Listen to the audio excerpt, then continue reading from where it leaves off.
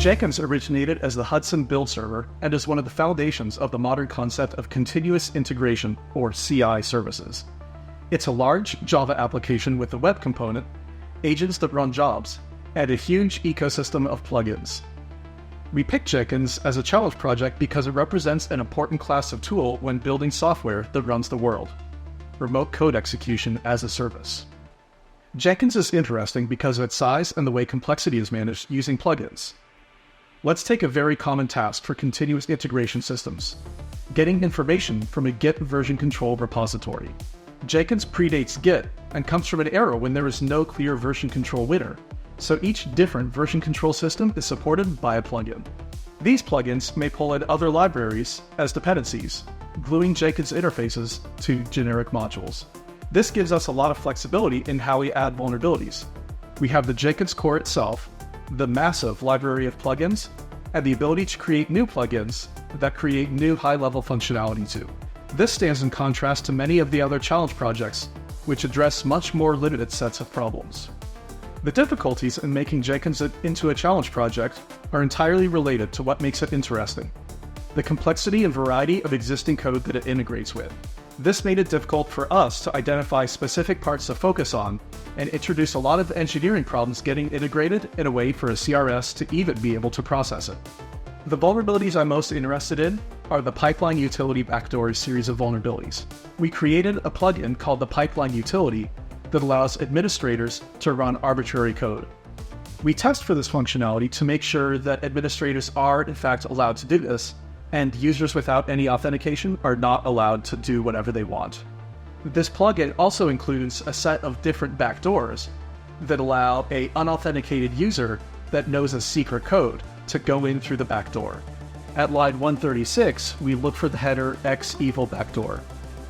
If that header exists, we get the value of that header, we take the same SHA-256, and then we check to see if the two hashes are equal. If they are, we take this command sequence that was provided and execute it, the same way that we would have if the user had the administrator permissions. And that's vulnerability 13. It's the second easiest in the series, and it's sort of a control to see if a regular fuzzer might not get this, but a fuzzer that can read strings of the code, can check source code, and find strings in source code may be able to. Next up is vulnerability 33.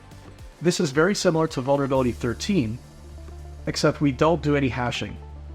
We look for the AIxCC backdoor header, and then if that header exists, we just compare it with the string that came out of a password generator.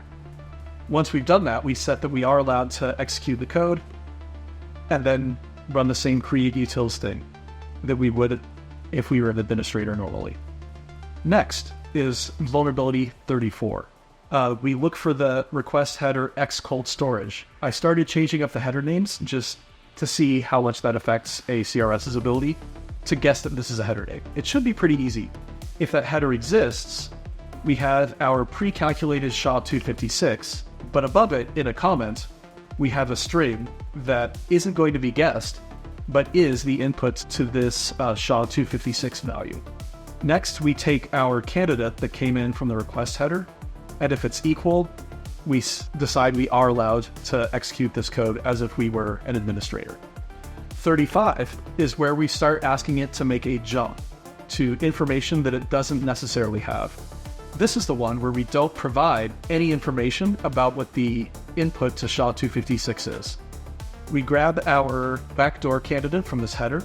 If it exists, we compare the SHA-256 with this just bag of bytes. And this bag of bytes, ChatGPT, if you encode this as hexadecimal, ChatGPT will tell you this is the SHA-256 of the string password. All lowercase, no spaces. This is not something that you can make the jump to computationally without knowing it beforehand. And I think that this is to me one of the most interesting things about AIxCC in general, is this knowledge base, coupling it with other aspects of the cyber reasoning systems that we've seen over the last 10 years. The final version, vulnerability 41, is a lot trickier. What we do is we check to see, we look for the request header set cookie. This is interesting because set cookie is a valid and very, very common HTTP response header, but it doesn't show up in requests normally. So it looks like it might be a benign string, but it's being used in a weird way. We update 41 magic with our current user agent and set our count to 1 and return false and say, no, this isn't 41. However, if the user agent is equal to the last time we called this function with setCookie there, we increment that 41 count by 1. And the 41 count persists between requests. So what we're doing is we're basically taking this value, storing it, and we add a second aspect to checking to see if the request is valid, where they made this request 41 times in a row, over and over and over again. So if our count isn't 41, we return false. So here, if our count is 41, now is when we actually check to see if our magic value is equal to this random string. If it's not equal, we return false. If it is equal, we return true, come back here, and this sets is allowed to true. And if is allowed is true, that's when we actually do the backdoor. The attacker that has made 41 requests with this secret value in the setCookie header. And that's when we let them in. Part of what we're doing for semifinals is we're saying, this is what we expect a CRS to be able to do. All of these challenges are designed in a way that a CRS can reason its way through these and possibly land these. Because after semifinals, all these CRS teams are going to get these challenges, they're going to understand how they work, and they're going to build their system to succeed.